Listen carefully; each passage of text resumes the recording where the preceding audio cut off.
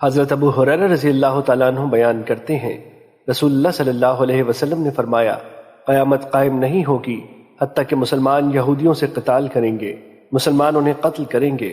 اس وقت یہودی پتھر اور درخت کے پیچھے چھپے گا تو پتھر اور درخت پکار کر کہے گا، اے مسلمان، اللہ کے بندے، یہ یہودی میرے پیچھے ہے، آؤ اور اسے قتل کرو۔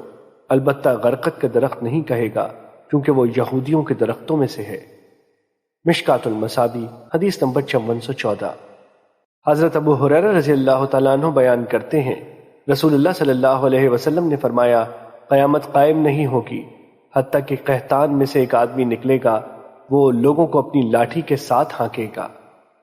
مشکات المصابیح حدیث نمبر 5415۔ حضرت ابو ہریرہ رضی اللہ تعالیٰ عنہ بیان کرتے ہیں، رسول اللہ صلی اللہ علیہ وسلم نے فرمایا، دن رات ختم نہیں ہوں گے، قیامت قائم نہیں ہوگی حتیٰ کہ جہجہ نامی شخص مالک بن جائے گا۔ ایک دوسری روایت میں ہے، حتیٰ کہ آزاد کردہ غلاموں میں سے جہجہ نامی ایک شخص مالک بن جائے گا۔ مشکات المصابیح حدیث نمبر 5416۔ حضرت جابر بن سمرہ رضی اللہ تعالیٰ عنہ بیان کرتے ہیں، میں نے رسول اللہ صلی اللہ علیہ وسلم کو فرماتے ہوئے سنا، مسلمانوں کی ایک جماعت آل کسریٰ کے خزانے پر قبضہ کر لے گی جو کہ سفید محل میں ہے۔